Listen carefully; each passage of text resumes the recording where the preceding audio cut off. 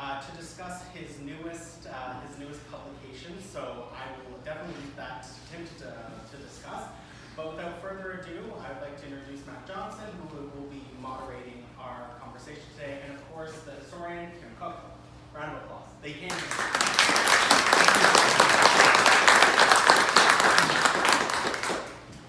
Well, everybody, nobody came here to hear me speak, so I'll be very brief. I'm excited to introduce Tim Cook. This guy needs no introduction. He's literally the Wayne Gretzky of historical writing. So Tim's joining us from Ottawa today to talk about his new book, Lifesavers and Body Snatchers, which, as you can see my well-marked, well-used copy here, it's a fantastic book. So without further ado, I'm going to turn it over to Tim, and he has a little presentation prepared. At the end, if there's going to be a question period, I can relay questions to Tim. I had a few questions myself for Tim, so we'll do our best to work with the technology here. It'll be good. All right, so without further ado, I'm going to turn it over to Tim. Thanks, Matt. Hello, everyone. It's great to be with you today in the afternoon, and this is a wonderful break for me, and I hope you enjoy it as well. I love museums, as I'm the senior historian and director of research at the Canadian War Museum in Ottawa, and whenever I go to a community, a new community, I love to visit the museum, both to understand the history of that community, but also because they're the lifeblood often of that community.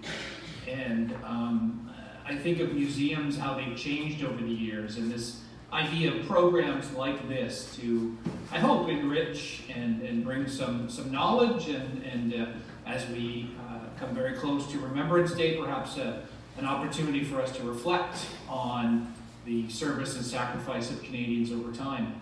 So I'll be talking today, hopefully about 40 or 45 minutes or so, just time. And congratulations to the museum for starting on time and getting the technology to work. No easy thing in either matter. But I'll be talking about my book and some of the stories in it and some of the major themes and ideas. And I hope it gives you a sense of what I've been working on for the last 2 years.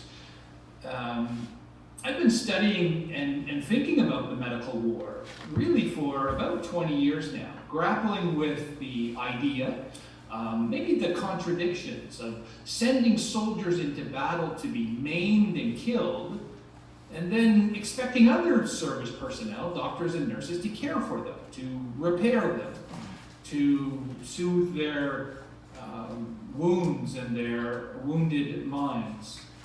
But with the goal, usually, of then sending them back into the firing line to keep fighting. That seems a contradiction there. One Canadian soldier certainly thought so, and he wrote this: on the one hand, war is a science, straining every nerve to accomplish man's destruction. On the other hand, it is science working overtime to save his life. Now, war history is filled with such scorching contradictions, but they certainly emerged in this study of Lifesavers and Body Snatchers. And the second part of the book, or at least that title, Body Snatchers, will become more apparent in a little bit. Now, as many of you may know from my previous books, and this is my 14th major book, I believe it's important to hear from the eyewitnesses to history, whose voices I try to reclaim from their letters and diaries and memoirs. And in this book, if you have a chance to read it, you'll hear from the soldiers and the doctors and the nurses. And there's great power in those words. I've always been moved by those eyewitness accounts, and I research widely in archives across the country, at the Canadian War Museum, where we have an archives, at the National Archives. I did my PhD down in Australia and in London, England. I've researched, and I continually look for these eyewitness accounts because everyone is different. Everyone offers insight into the war experience. I've also been very lucky over 25 years as a military historian to speak to veterans. It's one of my great pleasures, and I have spoken to Great War veterans before they all passed away, and Second War veterans and Korean War veterans, veterans of the Cold War, and more recently of Afghanistan. They all offer insight into the war experience. This is a book that's about the medical corps in the First World War, about the healing, about the support of the fighting forces. And that last bit is important because, as you'll hear, an astonishing number of Canadian caregivers, doctors, and nurses will serve in this war. And they were deeply entwined with the fighting forces. And one of my bugbears or pet peeves is sometimes when one reads medical history, certainly military medical history, the war seems almost absent, somehow off on the horizon. And the books often focus on what is happening in the field ambulance or the casualty clearing station. And yet, the war, the battle, the experience of combat, the evolution in war fighting and weapons and tactics, that matters because that actually has an impact on the types of wounds to soldiers and, as a result, on what the doctors and nurses were facing. It is also important, I think, to understand the soldiers' experience because they are the ones being killed and wounded. And that too is a part of the medical war. We simply have to understand what the patients experienced in all of its grisly detail. And I'll put a warning that this is a difficult book to read in places. It was a difficult book to write in places. The horrific wounds suffered by these mostly young Canadians that I write about was difficult for me at times. And some of these images you may find difficult as well, although I think it's important to show and to illustrate, and certainly my background as a curator is my books very much incorporate the visual as well as the literary nonfiction, which is the field that I write in. The final reason, I guess, to understand the soldiers' experience is because the medical services were absolutely crucial in supporting the combat arms and in sustaining morale, and I'll come back to that. But once you understand that the soldiers relied heavily on the knowledge that if they were to be wounded, that they would be cared for, if possible, you really see the entwined nature of the fighting services and the fighting arm of the Canadian Corps, our primary fighting force, and that of the Canadian Army Medical Corps. Now, one writer said of the Canadian Medical Services, which I should note expanded from 20 pre-war doctors to a strength of over 20,000 service members during the course of the war. And that included doctors and surgeons and specialists in all manner of care, and of course nurses. That it was a great machine of healing. And indeed, it was a machine that learned and evolved during the course of the war, and that engaged in multiple aspects to save the lives of Canadian soldiers. Now, one of the most interesting aspects that emerged during the course of the writing of this book was the role of the medical services in engaging in preventive medicine.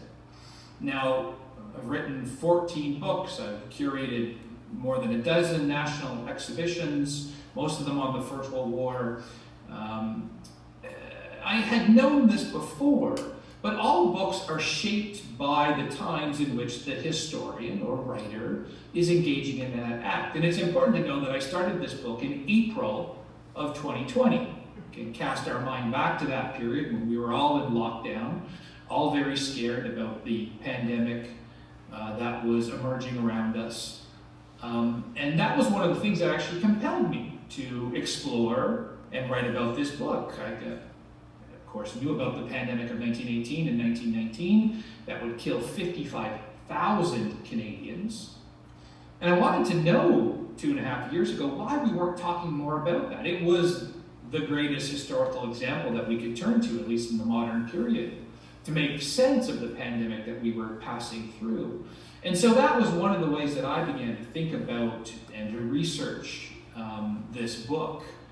But as I said, the times in which the historian writes does shape the book. And sometimes it's just the questions that the historian asks. Sometimes it's what you look for with new eyes.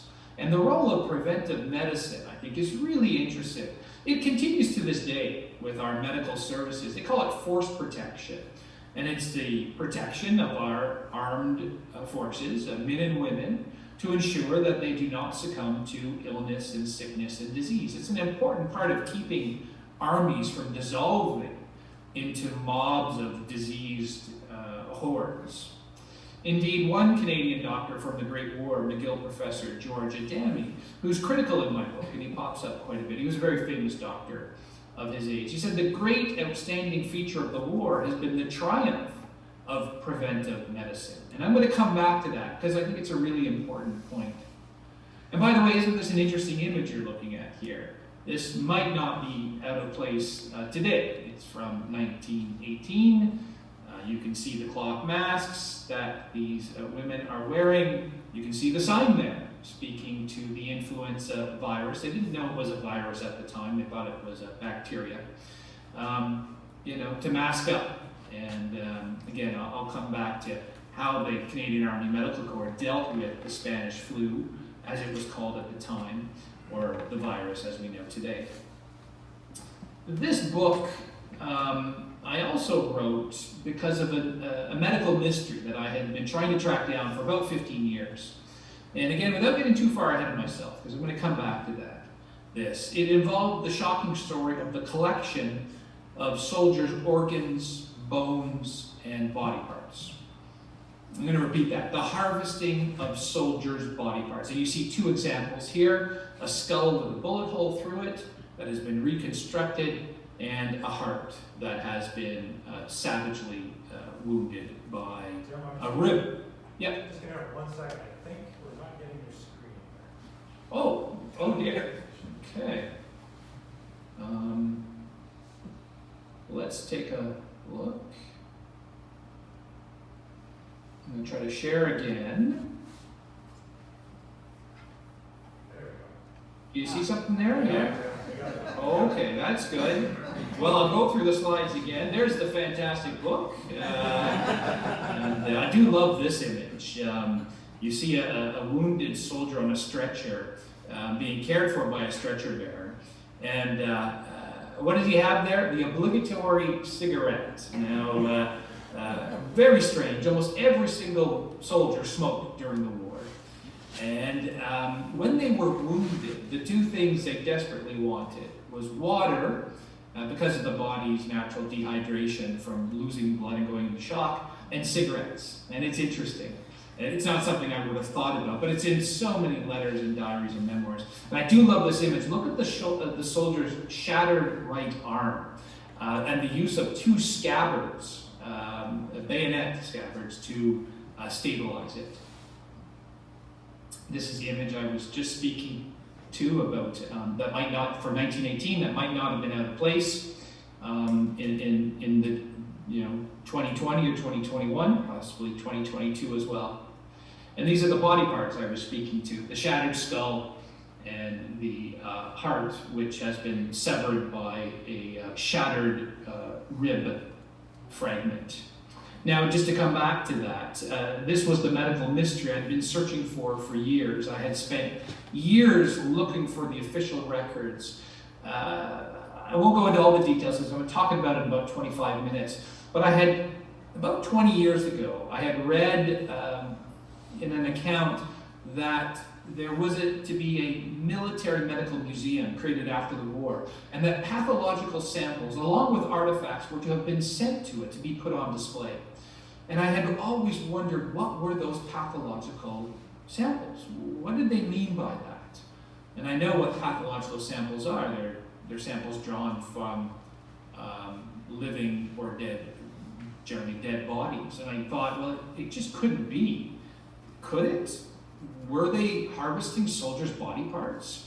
I'll come back to this, but in the end, I did find the evidence of this. In fact, 799 organs and body parts were extracted from British and Canadian soldiers by the Canadians and then sent back to Canada after the war. And perhaps that gives you a sense of the title of the book and the contradictions there of both the Lifesavers and the Body Snatchers. Now, just a brief introduction to the war. For Canada, a country of not yet 8 million people, we had at least 620,000 Canadians who served or were conscripted, and that was about 1 in 3 adult males. The Great War forever changed Canada, and that deep commitment led to the creation of new symbols, legends, and heroes. It also unleashed terrible trauma and death while propelling us forward to new nationhood.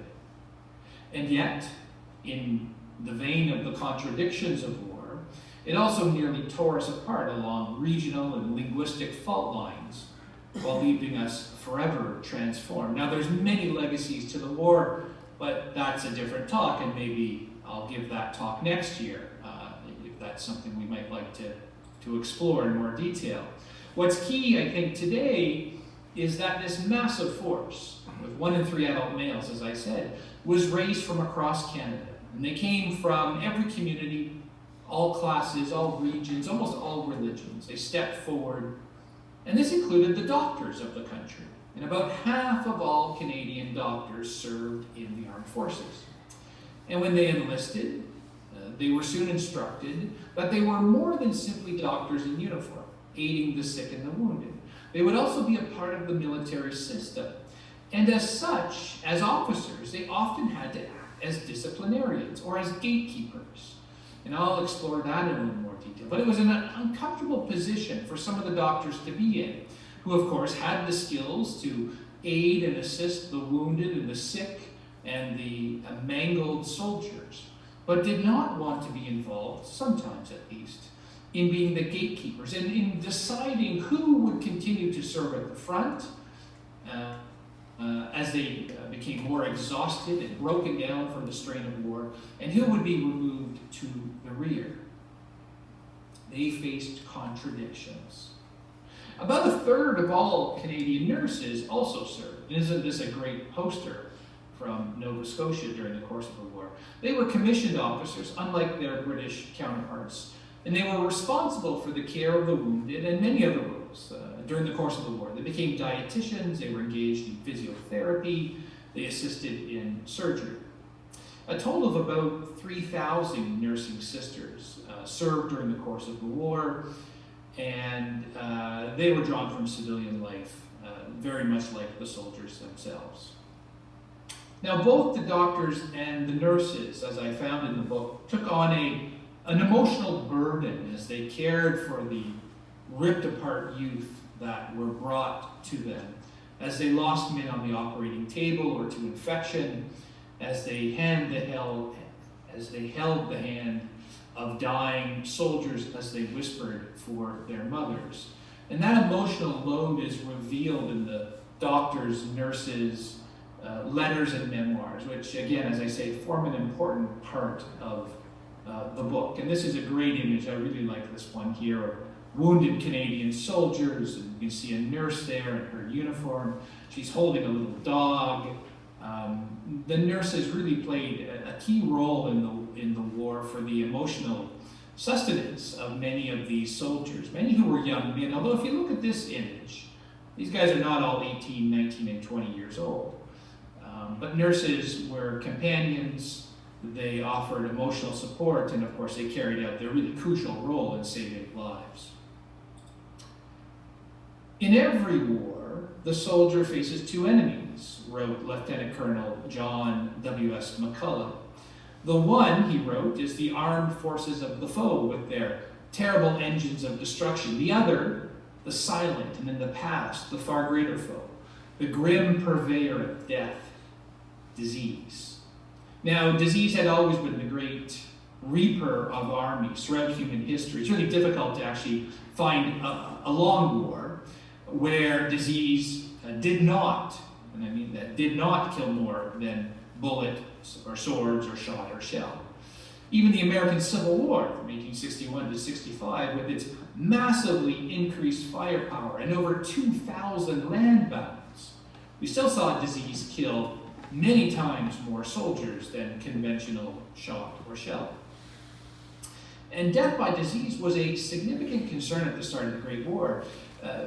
The Canadian doctors demanded, in fact, that it was demanded of them that they protect the army from the scourge of bacteria and viruses. And this image is quite lovely. On the left is Valcartier Camp, where about 35,000 Canadians came together near Quebec City. They were called the First Contingent.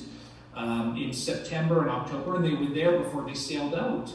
And the doctors really scrambled. You can see the tent city here. Well, 35,000 soldiers, plus about 10 or 15,000 horses, create an enormous challenge simply in defecation and feces, which always has the opportunity of spreading and stimulating disease. And so some of the early unglamorous work of the medical services was to ensure proper latrines were being built and that water supply was not being fouled, because those are the things, unglamorous and yet deadly, that can destroy armies. The image on the right also is really fascinating. It's a rare image of a doctor vaccinating a Canadian soldier who doesn't look particularly happy there, the look on his face. And the letters and diaries of soldiers reveal that they were many of them quite terrified of being vaccinated. But it was mandatory.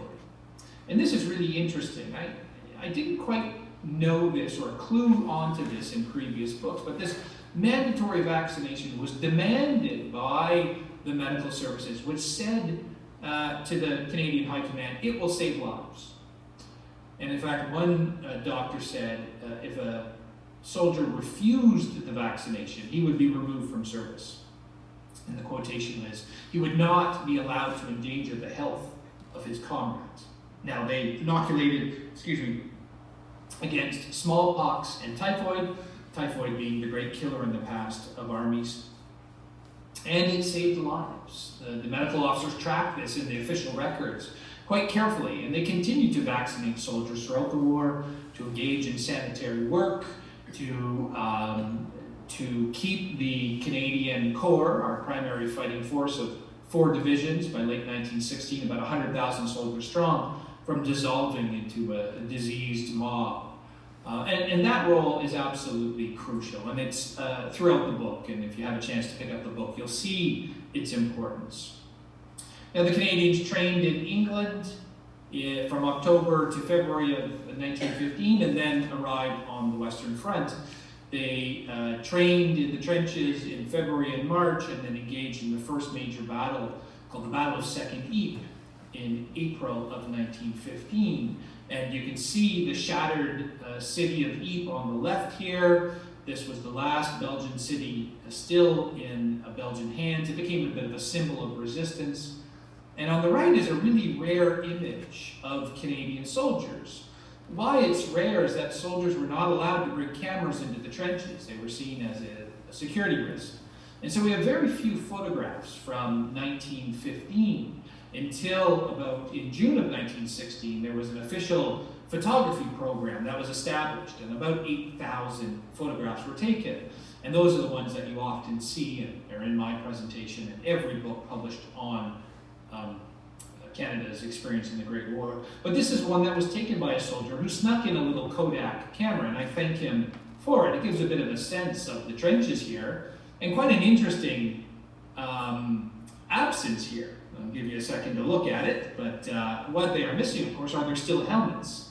The steel helmet would not be introduced until the next year, in about April of 1916.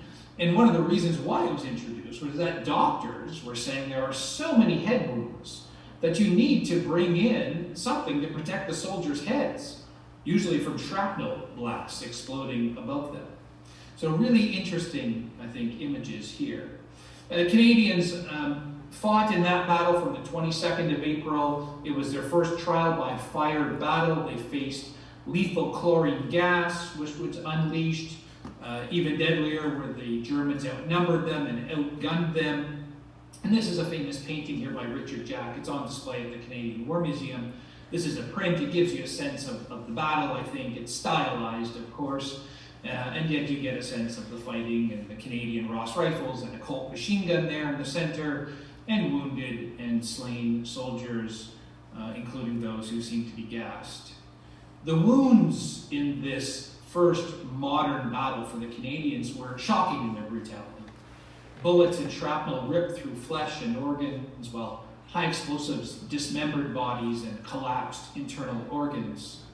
Lieutenant Colonel Walter Watt, who was a frontline medical officer, recounted the wounds to his fellow Canadians during the battle. He wrote, "It was one never-ending stream which lasted all day and night for 7 days without cessation. In all, some 5,200 cases passed through our hands. Wounds here, wounds there, wounds everywhere. Legs, feet, hands missing.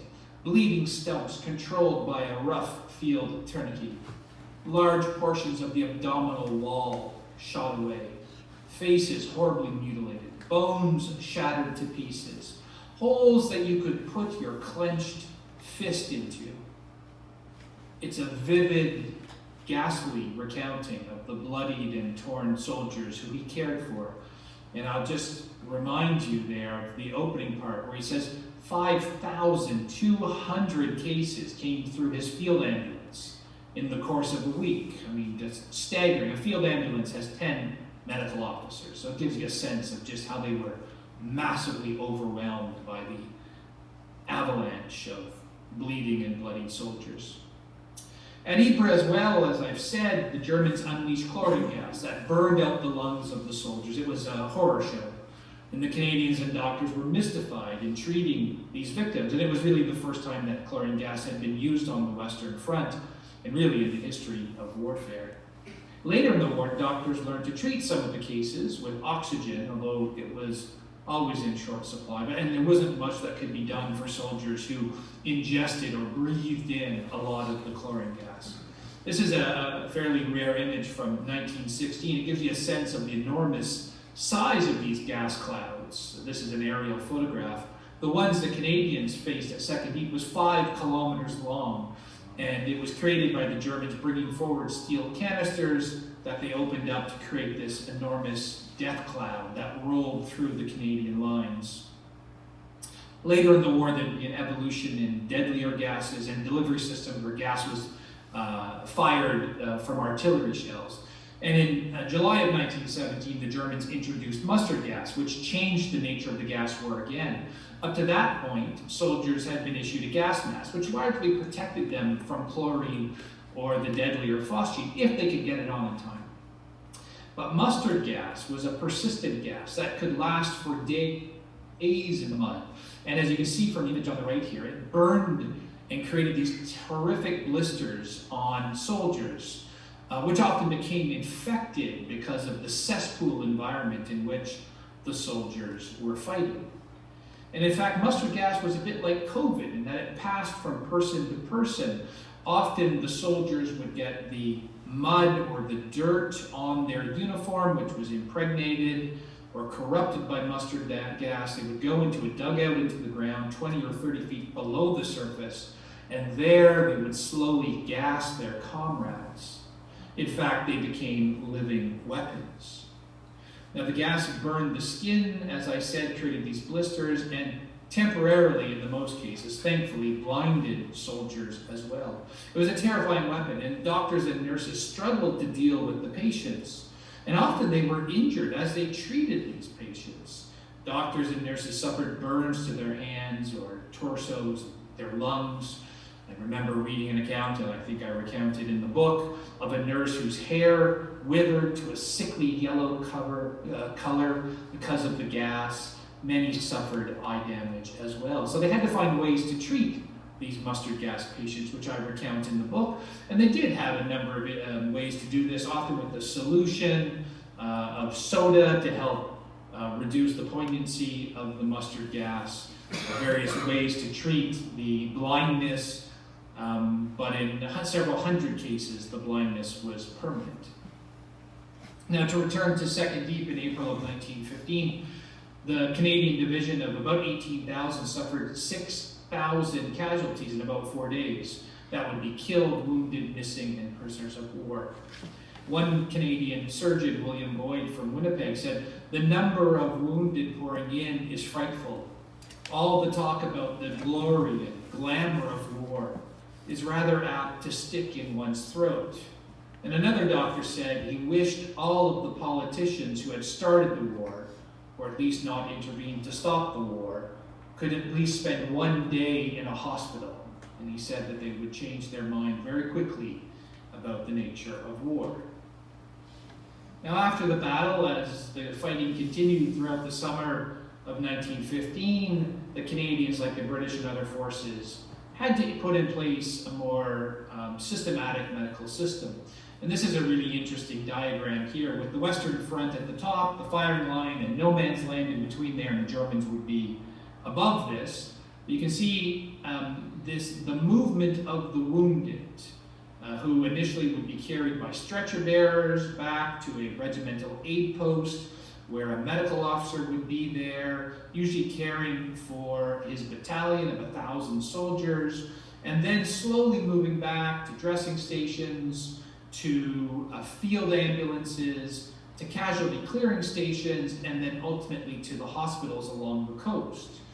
And this movement was absolutely essential in saving soldiers' lives, because with hundreds, if not thousands of wounded soldiers, in the big battles at least, washing over the front, they just simply couldn't care for all of these soldiers. And so you had to care for them by bandaging up their wounds, maybe giving them a shot of rum or of morphine, of caring for those men slipping into shock and being close to death, but always trying to push the wounded back out of shell fire range, so that the bigger field ambulances, which had about 250 or so staff, or the casualty clearing stations, which often had 3 or 4 operating rooms and were double or triple the size of the field ambulance, all the way back to a hospital at the rear, which were quite large. It was always a race against time. And I guess it might be something about the size of these units. I've spoken to them, but the largest units were the hospitals along the coast. They were massive, bigger than any hospital in Canada at the time. And one of the interesting stories here, I think, is that the universities were very much behind the war effort. And all of the universities with medical programs, Queen's and McGill and Toronto, Western, Laval, and others, they basically took their entire medical program, and those professors who were of military age, and some were quite old, even 60-year-olds going overseas, and they established medical units there. And I think that's quite interesting. Their students filled the ranks. They were constantly learning behind the lines and on the patients. And as one doctor said, it's difficult for the civilian who has not been overseas to realize the size and extent of these base hospitals. Even the smallest one, he said, was able to accommodate more patients than any hospital in Canada. And they tended to be between about 1,200 and 2,500 beds, so just massive hospitals. And then there, they would care and carry out secondary operations, often on soldiers. For the really grievously wounded ones, they would send them to England to recover there. And often they were sent back to Canada if they were too badly wounded to return to the front. For those who could stay and recover in 6 or 8 weeks, they were kept at those hospitals along the coast and then sent back to the firing line. And throughout this process, of course, to fill those beds, there was no shortage of patients. Canadian infantryman James Kirk, who was wounded on the Somme in 1916, he wrote from a hospital bed, "In some places," he wrote of the battlefield, "it is beyond a man's imagination and can't be believed until it is seen by your own eyes. They speak of a place called hell, but it is here." The effects of shrapnel, high explosives, and bullets are explored in the book, and not all wounds were equal. Some bullets passed through the body, called a through and through. A small hole in the front and a bigger exit hole in the back. If it didn't hit bone to shatter it or pass through a major organ, a soldier who was operated on quickly and didn't suffer from infection could heal in about 4 to 6 weeks. And that's always kind of amazed me. Other bullet wounds, though, tumbled through the body, hitting bone, shattering bone, ripping through organs, and exiting the back or some other part of the body in a burst of gore. High explosive shells were even deadlier, and one doctor wrote, "Shrapnel wounds do not manifest such a destructive nature as those from the high explosive shells, where we often find a whole limb or the head separately, completely separated from the body. and where the whole body is blown to bits. Now, there were all manner of ghastly sights as steel and iron tore through human flesh.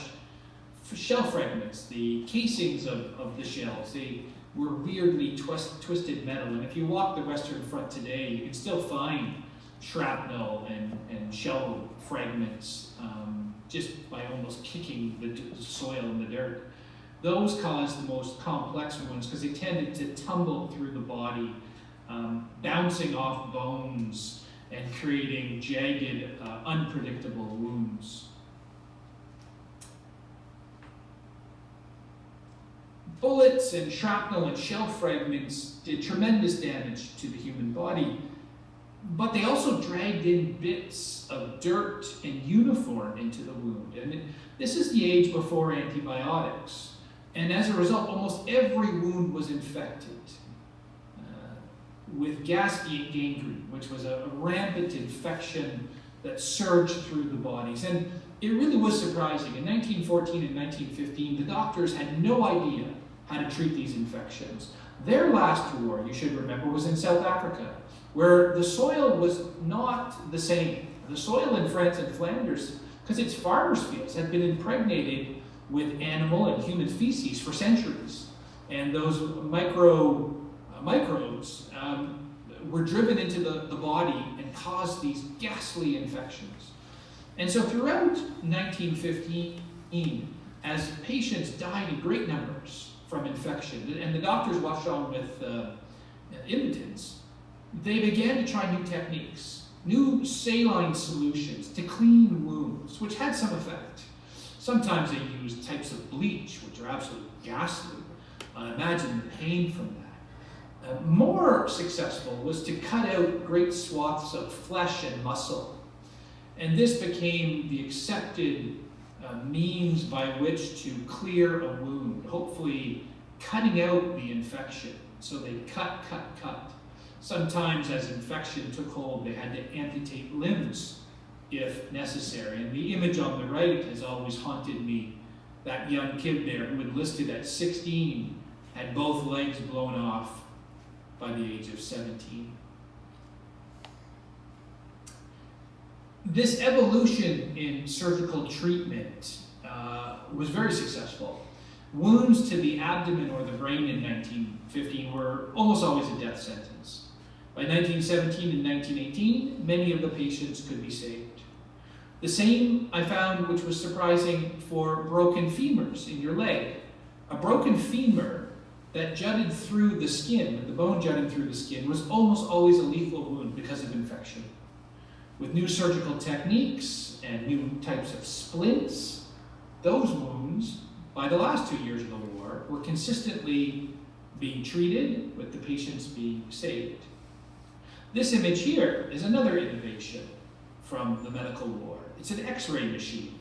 This is the war where X-ray machines played an absolutely crucial role, as you can imagine, in locating steel and fragments in the body. And they assisted surgeons in extracting and finding those pieces of metal, which could again become infected or cause other complications. There were also new interventions through blood transfusions, which was a radical departure from past treatment. And Canadians were pioneers here. We were at the forefront of this. One of the practitioners of this was a Captain Norman Grieux, a recent graduate of McGill's medical school, serving at the front. And he wrote in his memoirs that during the course of the war, he didn't like the term killed in action. Instead, he observed, men died of wounds, some faster than others. It was our job to get to them before they died. And the transfusion kit on the left, the blue box, is actually his kit. It's at the Canadian War Museum. These transfusions saved lives. They were patient-to-patient transfusions. They would have a healthy soldier, they would cut into his arm, and they would directly transfuse the blood into the extenuated soldier who was bleeding out and going into shock. Tremendous improvements in life-saving, certainly in 1918. Other innovations included moving surgery forward to casualty clearing stations. Then the clearing stations were about 10 kilometers behind the lines.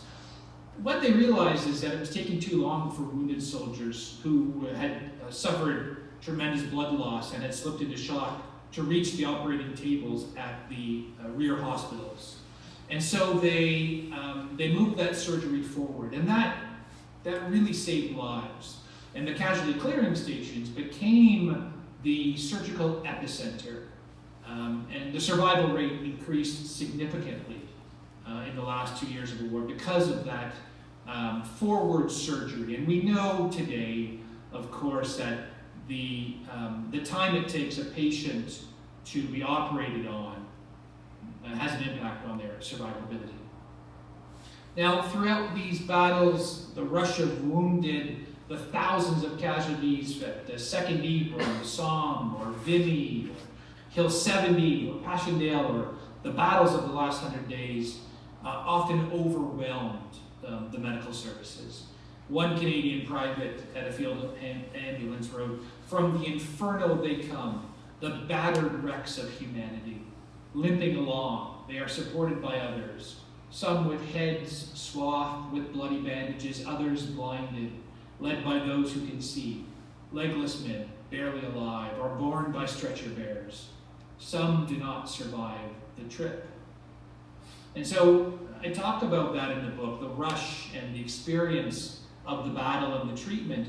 But of course, much of the war was not the big battles. It was trench warfare. It was the grinding nature of continuous losses, but only 2 or 3 a day in a battalion when a shell came down and exploded or buried men or a sniper shot someone through the head. I don't want to minimize the ghastly nature of that and the shock of those continuous attritional wounds on the unit itself, which saw comrades and best friends killed and maimed every day. And yet the doctors, for the most part, could deal with those wounds if there were only 10, 15, 20, or 30 wounded soldiers coming back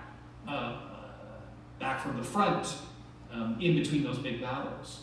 But the medical officers were also involved, as I alluded to earlier, in the care of the soldiers. And that was a challenge for some of them, because the medical officers saw themselves, rightly, I think, as men of medicine and caring for these wounded or sick soldiers. And yet they were also called upon to enforce discipline. And one of the lieutenant colonels in the Canadian Army Medical Corps said, "The duties of the medical department of an army must differ radically from those ordinarily associated in the public mind with the medical profession."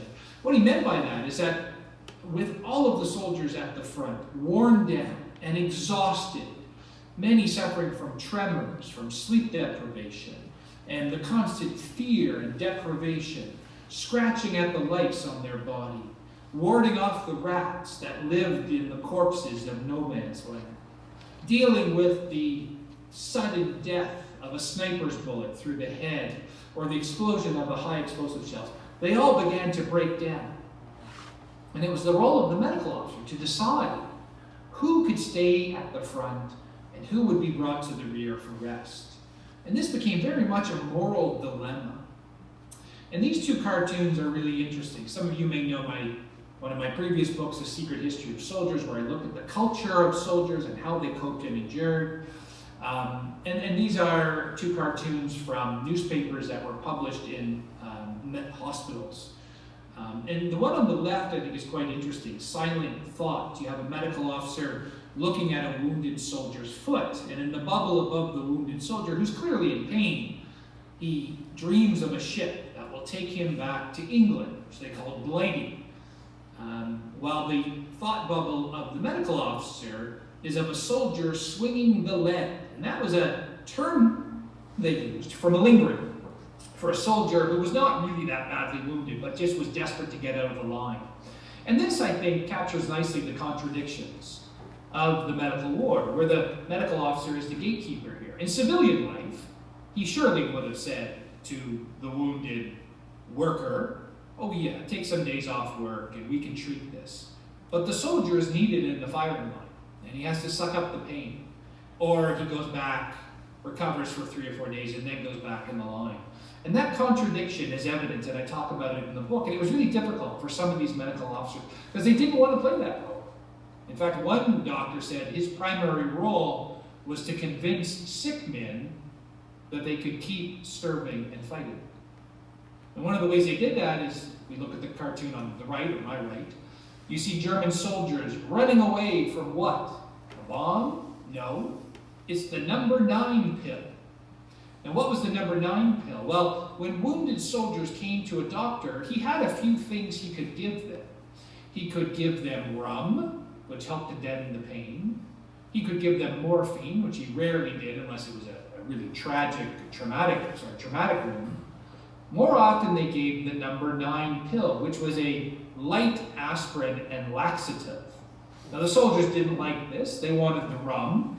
And the doctors realized that after a while, and if they were too generous with the rum, in helping to deaden the pain, that they could have soldiers who were malingering, who were pretending to be sick. And there's a constant jousting that goes on between some of the soldiers who thought it was their right to, as part of their survival and what they were going through, to get their rum and to get out of the line. And of course, it was the doctors who had to decide if it was legitimate. So this I think, captures some of the tensions between the medical officers and the soldiers.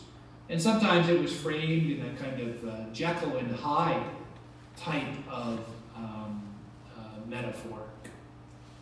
Medical officers, I don't want to leave you with the impression that the medical officers were hated by the soldiers or that there was great grievance. There wasn't. But there were contradictions there. And sometimes the soldiers thought that they should have been treated with more leniency by the doctors. This is a great image here of preventive medicine where a doctor is inspecting the feet of soldiers. There are all kinds of strange diseases in the trenches, infections of the mouths and of the feet. And throughout the wars I've mentioned, the doctors play a key role here in preventing wastage and loss. Now the book continues on. In other aspects, I look at soldiers' culture behind the lines for the patients in the medical system. They created art behind the lines and songs and poetry and had dark humor. This is a really neat image of soldiers engaged in knitting, and that too was a part of both passing the time, but it was good for their rehabilitation. It kept them busy.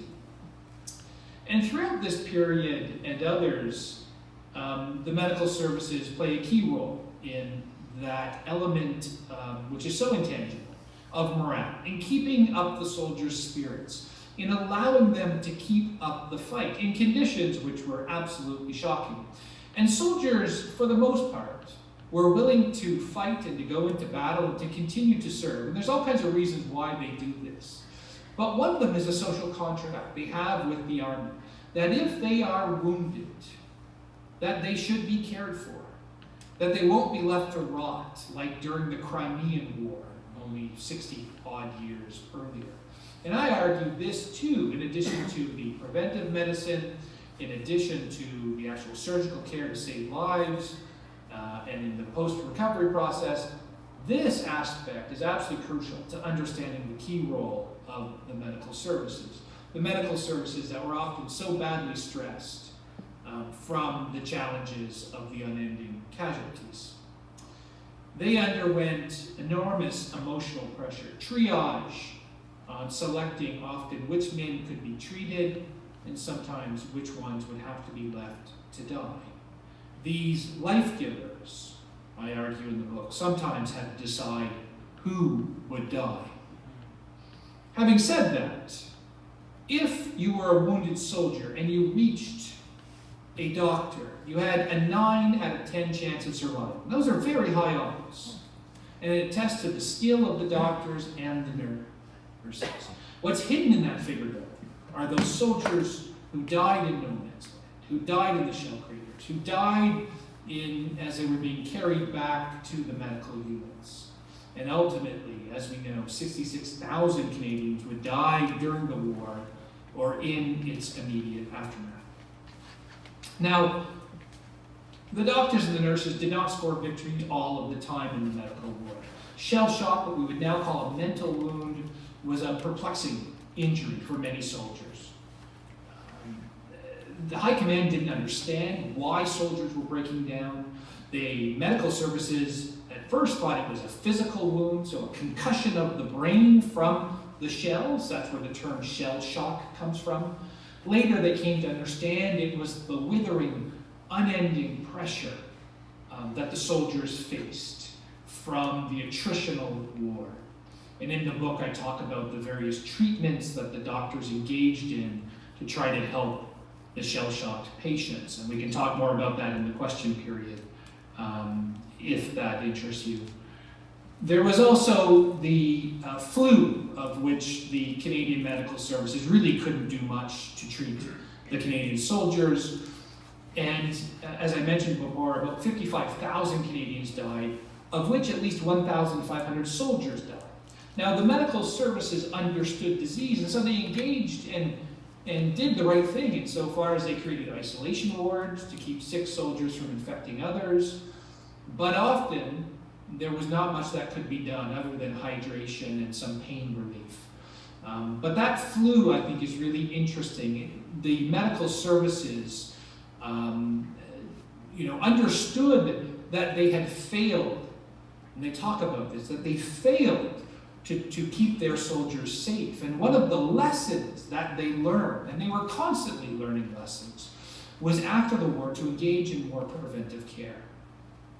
In my final 5 minutes or so, I'm going to wrap it up here, but I do want to talk about the continuation of this learning process. And this I found really interesting, that throughout the war, the doctors were constantly teaching one another behind the lines. They had conferences, they had lecture series, they published military documents on how to treat wounds and to engage in lessons learned.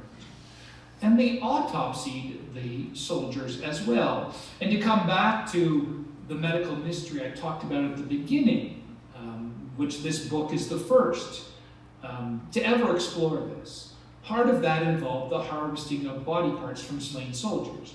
Hearts, lungs, bones, and organs. They were to be gathered up for a future medical museum. It was done without the consent of the soldiers, and nor were the families told about their loved ones. Now, I think we have to keep in mind here, consent is a new concept. It wouldn't have been applicable at the time. And yet, I do think the fact that the families were not told that their loved ones had been buried missing a brain, or without his lungs, or some other body part, is something to think about. And I talked about this in the book. My shock, really, at what seemed to be ghoulish behavior. Now, I understand the context of the time. I understand in the late 19th and early 20th century that doctors used the corpses of the dead to understand the human body. That's how they learned. It's part of their education. And the harvesting of these body parts was done ultimately with the goal of putting them in a museum and to make it a teaching museum. So this isn't malicious behavior or grave robbing.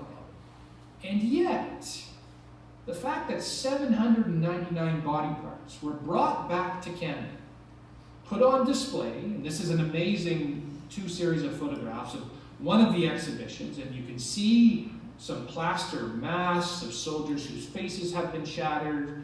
The cases on the left in the foreground are some of the body parts and bone fragments that have been removed from soldiers.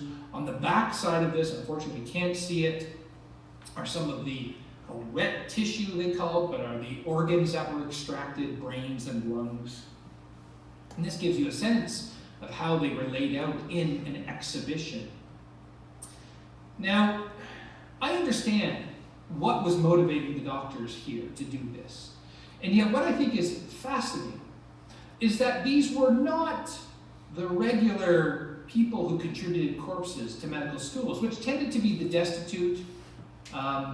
These were soldiers serving king and country, the brothers, the fathers, the sons, who left behind their loved ones to help liberate Western Europe.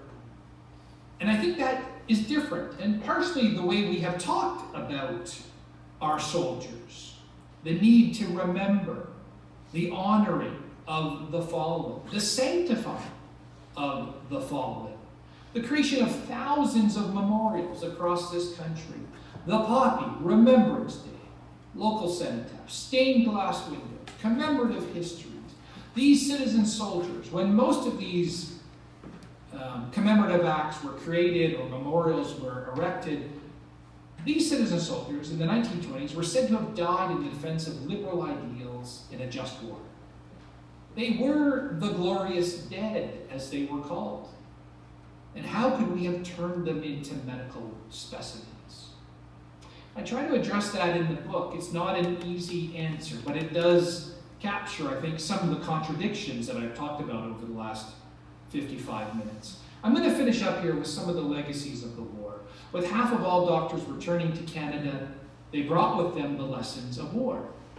The war gave us a new social conscience, said one doctor after the war. One of the ways was through a new focus on public health, especially preventive disease. Vaccinations were emphasized in the post-war Canada to save lives. There was a new medical system created to assist the tens of thousands of grievously wounded veterans. And I would argue it's a key foundation for the state to think about what it owed in a form of a debt to wounded soldiers. The Department of Health was established in 1919, a direct result of the First World War. Physiotherapy was advanced during the course of the war, as was the important work of facial reconstruction and plastic surgery for those poor soldiers who had noses and cheeks and jaws ripped away and then rebuilt. Blood transfusions helped cancer victims after the war. X-rays assisted victims of tuberculosis. There was, in fact, also a new focus on maternal care, with some of the messaging around the need to replace the 66,000 fallen soldiers with a new generation of babies. And they directly refer to the war, and that these babies will be the new soldiers of a new generation. The list goes on, but I think it would be impossible to deny the impact of war on Canadian medicine. And yet few surgeons would have disagreed with Colonel George Armstrong, who remarked, "Medicine has advanced, but at what a cost?" Thank you very much, everyone.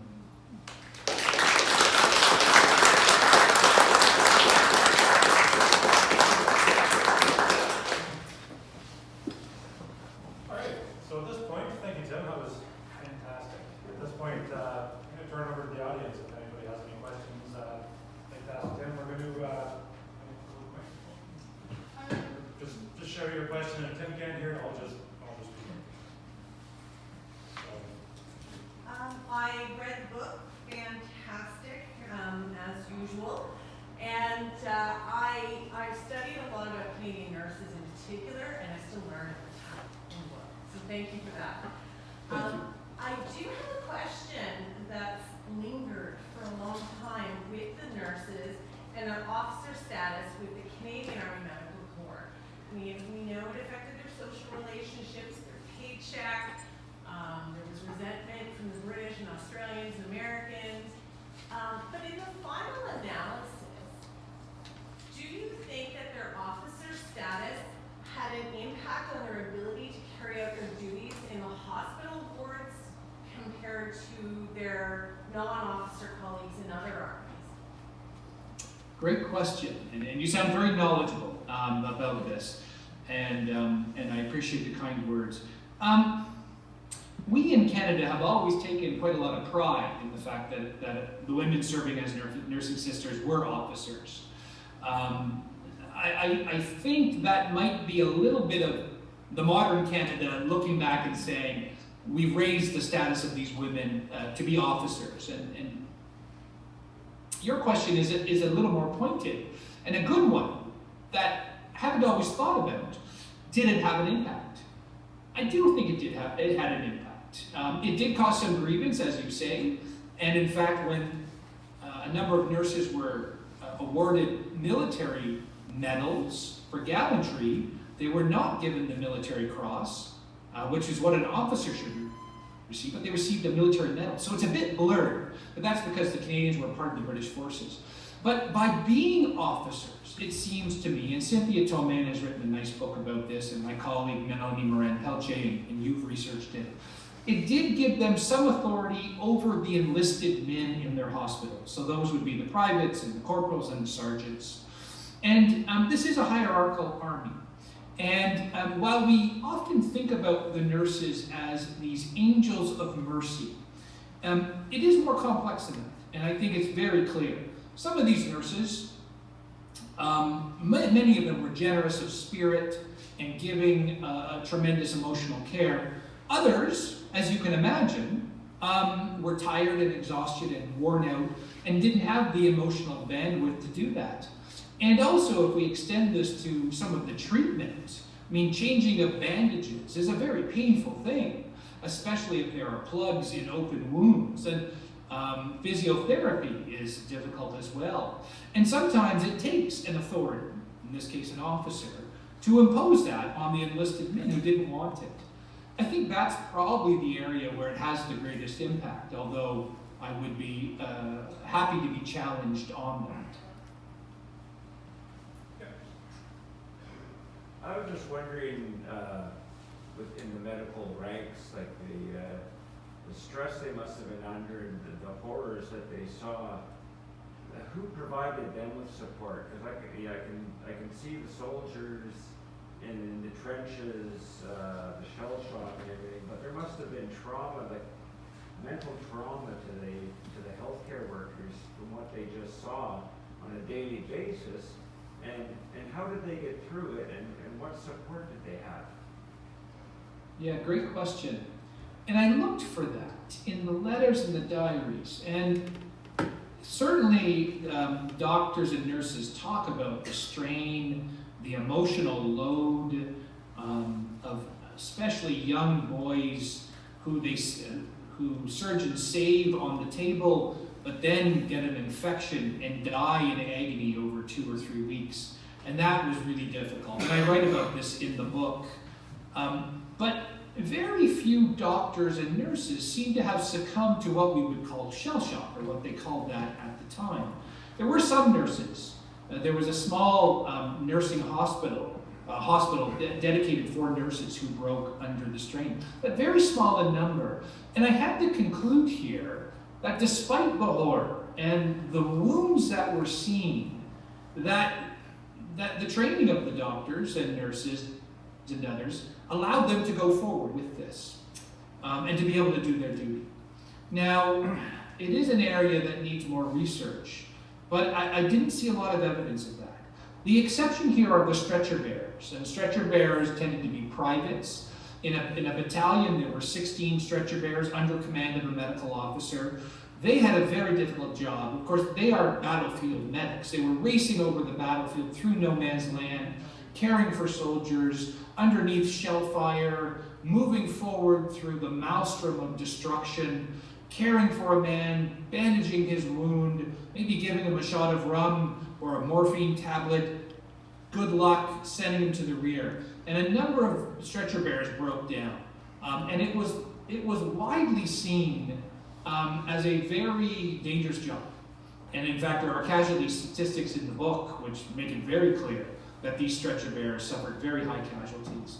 And they seem to have, some of them broken down from shell shock. But it's a great question, and one that I don't have an exact answer for you, except to say that shell shock remained a really perplexing wound for both the soldiers, the high command, and the doctors to grapple with and to make sense of. I guess if I was to say the most famous doctor to suffer from shell shock, it would be John McCrae. John McCrae, who served during the Battle of Second Deep, John McCrae, who was a gunner in the South African War, and a famed doctor in Montreal, and of course you know him from the poem In Flanders Fields. He suffered clearly from shell shock after being in the line for 17 days and operating on the wounded soldiers non-stop. That was during the time when he wrote In Flanders Fields, during the Battle of Second Deep. And he suffered from shell shock. He didn't break down, but everybody who saw him thought he had aged about 10 years. He wasn't able to sleep, he couldn't concentrate, he had outbursts of anger, I've read his letters. He's grappling with this. He's not sure what's happening to him. It took him about a full year to regain his composure and his old ways. Sort of carry on in the sort of same vein as with shell shock and treatment of soldiers. Was there a change in the approach by the High Command, differing from the 14-18 war into Northwest Europe in 44, when they were starting to run out of fresh troops? Yeah, so is the question there a change between the two world wars? Yes. Yeah, okay. Yeah, there was an evolution between the two world wars, and there was a constant evolution in both wars. And it's a really fascinating field of study, I think. In the First World War, there are all kinds of techniques that doctors engaged with their patients. And we should remember that many of the doctors, of course, would never have seen any wounds like shell shock in civilian life. It wouldn't have presented itself. So many were grappling with this and trying to make sense of it. As I mentioned, the physical aspects, the strain of this. Ultimately, in 1914, 15, and the early part of 1916, soldiers suffering from shell shock. And shell shock tended to present itself in different ways. Soldiers would develop tremors. They would stutter. They would have daytime nightmares and nighttime nightmares. And increasingly, they would be unable to function. They weren't able to concentrate and hold thoughts. And they became a danger to themselves, and if they were officers, a danger to their men. And the more extreme cases were mutism, lost the ability to speak, paralyzed limbs, and full-on insanity. They were almost always moved back to the hospitals and then to England. And what they found in the first 2 years of the war is these soldiers never came back. They didn't make it back to their units. So they began to move the treatment forward into France.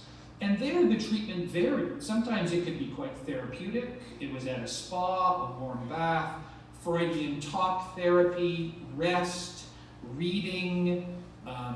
That's all quite humane, but there was a more inhumane element too, which involved berating soldiers, all the way to electric shock therapy, to electrocute them. And there's quite a large different ways of treatment, and the goal was to send them back to the front. And the electric shock therapy tended to send soldiers back to the front more rapidly. But it was very clear, almost as soon as those soldiers came back into the firing line, the cacophony of explosions, that they broke down again. And so shell shock, there's only about 15,000 recorded cases in the Canadian Expeditionary Force. That's of about the 350,000 who served at the front. But it does not include what we would today call post-traumatic stress disorder. It's a long way to answer. In the Second World War, psychiatry had advanced significantly, partially because of the Great War experience, and many of those doctors in the interwar period who continued to study and to write about it. But battle stress, as it was called, it was not shell shock in the Second War, known as battle stress, was a significant problem. And the Canadian Army fighting in Normandy in July of 1944, a quarter of all the wounds are battle stress. And so it remained a constant problem, I think, as it does in every army to this day.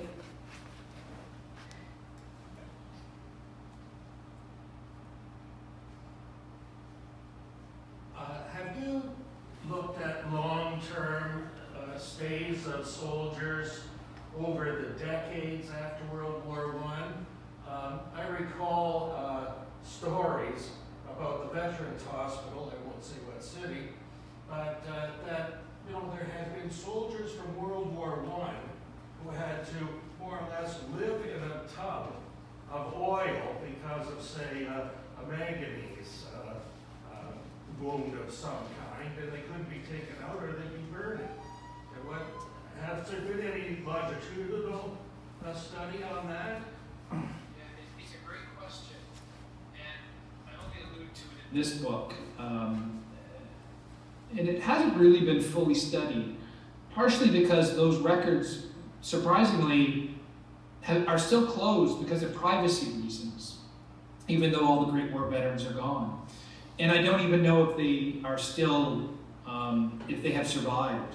But without a doubt, anecdotally as well, I talked to many people over the years who talked about veterans who went into long-term care hospitals and never emerged, either because of physical wounds, often facial wounds were very difficult for men to go back out into society, but also because of mental wounds, and that they simply could not cope.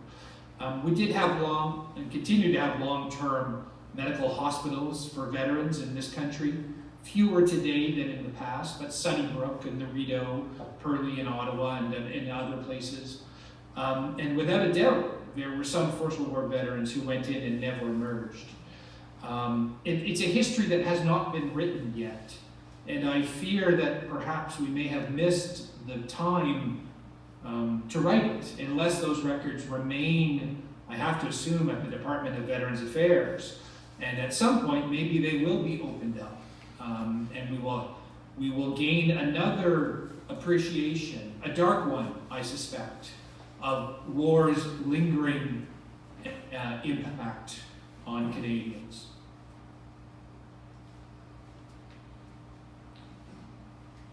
What happened to all the specimens that were collected for the medical museum? What happened to the samples? Yeah, that's a great question. There's a great book for sale, I think, at the museum. What happened to them? Well, 799 body parts came back to Canada. They were going to be put in this medical museum. The museum was never built for a number of reasons. One, because the government, we were in tremendous debt from the war, and Mackenzie King's Liberal government did not want to build a military museum because it saw war as a divisive event. And in fact, the Canadian War Museum, where I work today, would not be built until 1942 during the Second World War. So what happened to those samples? Well, they were at McGill University, and in 1922, the Department of National Defense realized maybe it shouldn't have these things. It's very clear in the official records that they begin to realize that having harvested Canadian soldiers' body parts was not aligned with how Canadians were commemorating the war dead. And you'll remember, as I spoke at the end of the lecture, this was a period where we were building thousands of memorials across the country, and church stained glass windows and commemorative histories. How could we be commemorating the dead with a deep grief across the country? And on the other hand, have these almost 800 body parts. And it's very clear that the officials in Ottawa realized, oh no, we don't want these things. And so they leave them at McGill. And they're there for 30 years or so, and eventually they are unceremoniously destroyed. And I found that challenging to write about because they were destroyed sometime in the late 1950s, a different generation, I think. And I would have thought that there might have been more ceremonial burial of them, perhaps, or an attempt to alert the next of kin and the families. But it seems very clear that they were simply dumped in the equivalent of a garbage and likely incinerated.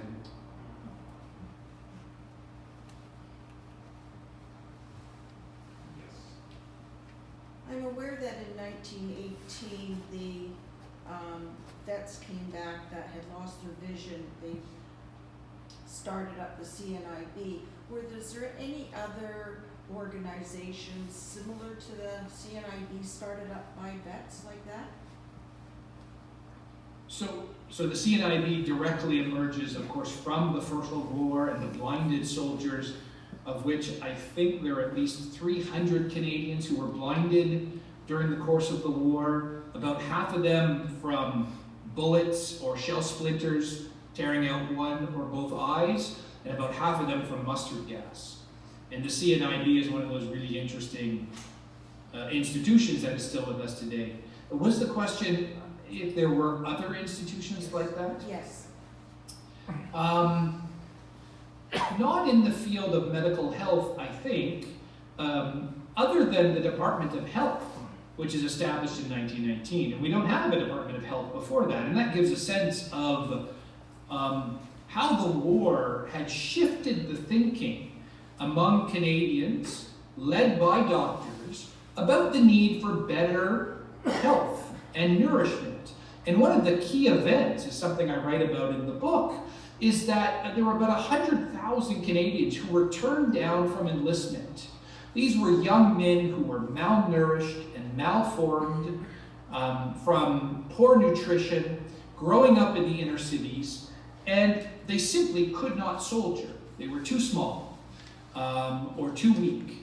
And this became a controversy as this became known, because we needed soldiers, and to the point where we had to bring in conscription that nearly tore the country apart. And yet, tens of thousands could not serve. And these young men wanted to serve, but they just couldn't. And there's a great public discussion around the failure of the state to ensure that its citizens were properly healthy. And this comes out of the war as well, with the doctors coming back saying vaccination saved lives. But we have this tremendous problem in Canadian society. We need to do a better job. And I would say that's one of those great legacies to emerge from the war. And it's led by the Department of Health. Afterward, the Department of Health had a difficult time in the 1920s because of federal provincial jurisdiction. I won't go into all the details. It's not as successful as it could have been. And yet the war did propel this new way of thinking about Canadians' health. Just to back up a little bit, you talked about preventative medicine at the beginning of the war, and yet there seemed to be, when the boys landed for training in England, a high significant amount who were ill and even died from pneumonia and disease. What changed, or what kind of impact did that have going into the war? I don't know what that percentage might have been for illness before being deployed. Yeah, preventive medicine didn't mean that all disease deaths were zero. I wouldn't want to leave that impression with you. And the book talks about this.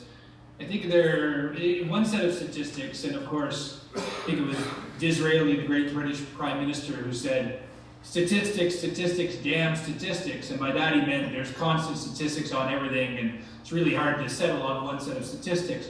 But about 53,000 Canadians died of battlefield wounds, and about 7,000 Canadians died from accidents and disease. Of which another set of statistics say almost 5,000 Canadians died of disease. What would they have died of? What were the diseases? And there's a pretty good accounting of them. Most of them would be pneumonia, a little bit of typhus, and a few other things like that. Those deaths by disease don't also, and this is confusing, include the infections from wounds. Those would have been included there. So did preventive medicine actually work? Well, it didn't mean that nobody died from disease. They're living in despicable conditions. There's swirling illnesses. Everybody in the wintertime was constantly sick. And yet, the doctors themselves and through their studies, they believed that the preventive medicine or vaccination did save lives, that the control of various colds and flus from developing into pneumonia and other things, the way like we would go to our general practitioners, saved lives. And so that's part of the process, in addition to some of the more difficult wartime-related diseases like trench mouth and trench foot and things like that. So it's a great question, and it's probably one that bears further study. But without a doubt, the Canadian doctors believed that they had played a key role in keeping those losses to a minimal level. And sorry, those deaths also include the influenza deaths. So that they didn't affect combat efficiency. And so you can afford to lose 10% in force, but you can't afford to lose 60% in force. Thank you. Well, I have a question, Bill. I have a big question. At one point during the book, I noticed you talked about some captured German doctors helping some research, did doctors on both sides of the firing line see wounded men as wounded men, not the enemy? I know John McRae talks about taking up a quarrel with the foe, but he probably also saved some German soldiers. So how did they view that as doctors, not as combatants? Yes, it's a great question. And Canadian doctors treated Canadian soldiers and British soldiers and Portuguese soldiers and all kinds of allied soldiers. They also treated German soldiers. And, you know, it seems pretty clear to me that that nobody was, German soldiers were not triaged out and left to die. So that's very clear. However, I think we have to understand that, and there's evidence of this, that sometimes German prisoners were not treated with the same kind of gentle treatment as others. That there was anger, and John McRae was one of them. He's really interesting. We see him as a kind of prophet of peace, or poet of peace, right? He wasn't. He hated the Germans. He blamed the Germans for this war. He thought they were a martial race, and yet he still treated German soldiers. So there's a bit of a difference there. I imagine today, Canadian doctors and nurses, they don't always have to like their patients, but they will still treat them. And I don't know of any cases where wounded Germans were left to, in the most extreme case, left to die, for instance. However, there's a lot in history that is not written down. And if you have 500 patients crash over your field ambulance in a 2-hour period, I do wonder if you have 3 soldiers in front of you, and you know that 2 of them can live and 1 can die, and 2 are Canadians and 1 is a German. I wonder about that secret history. I won't speculate, but I do know human nature.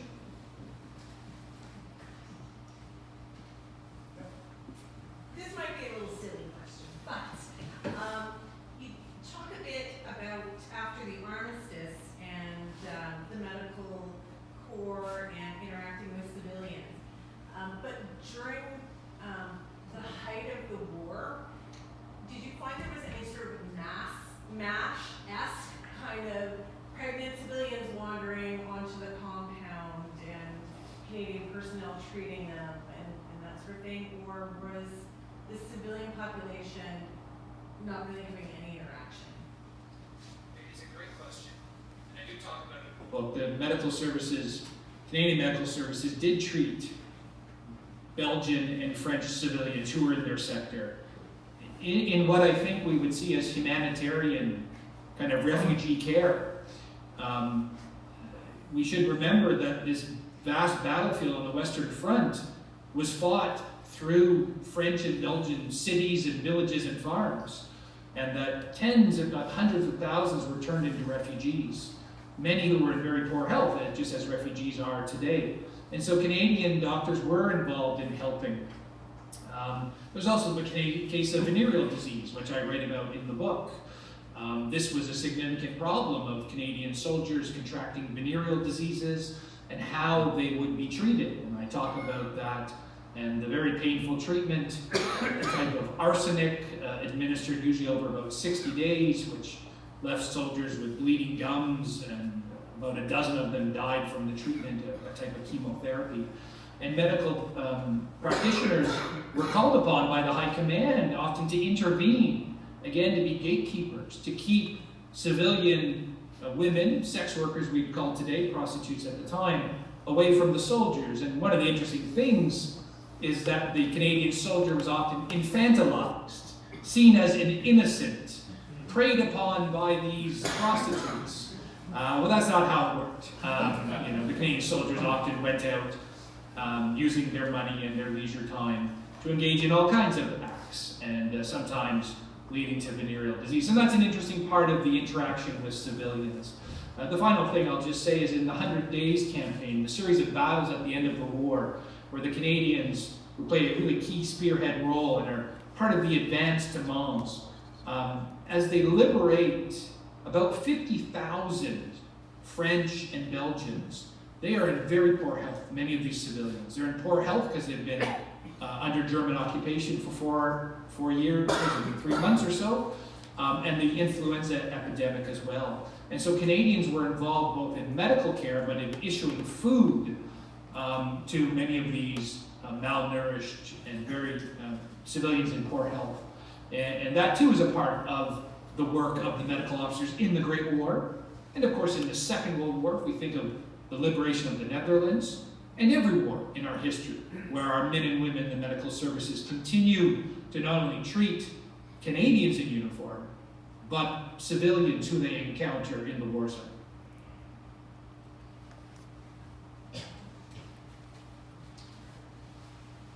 So Tim, one more question. What's next for you? Do you have any books you're working on, or what's good to see in the War Museum right now? Thanks, Matt. You know, I'm always writing. When I finish a book, I start the next book, and I always have a couple on the go. I've been going through a health crisis.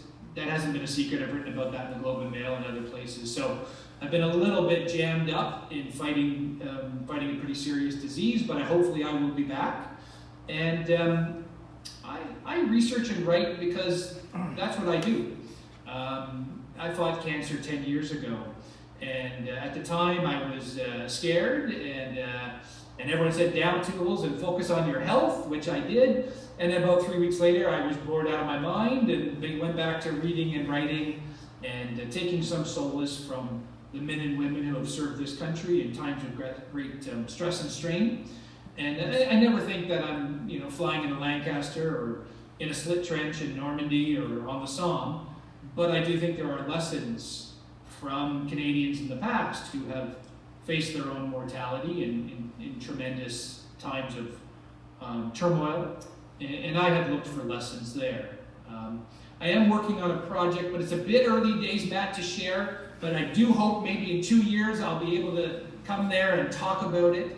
At the Canadian War Museum, we are opening a new exhibition. We just finished one that ran through COVID, which I curated called Forever Change, Stories from the Second World War. A great exhibition on about 50 Canadians who served in the Second World War, those in the fighting forces and civilians, and the impact of the war on them and on the country. And we're opening an art exhibition now on Sir Alfred Munnings, who painted First World War Canadian cavalry units and the Canadian Forestry Corps. So it's a really neat art show. And then our major summer show next summer is called War Games, and it looks at civilian and military war games and how they sort of come together and reflect society. So if you ever have a chance in Ottawa, there's that. We have our own programs and lectures, like this fine museum, and we have our permanent exhibitions, which are about 50,000 square feet of chock-a-block full of Canadian military history. So there's always something to do at the Canadian War Museum, and it's a great place to work, and I really do feel lucky that I've had an opportunity to have a career there, and it's not over yet, and we'll continue there. So thank you, Matt, and thanks to everyone for coming out today. Those were great questions. I've written them down, and I'll shamelessly tell you the best I've received so far. So thanks so much.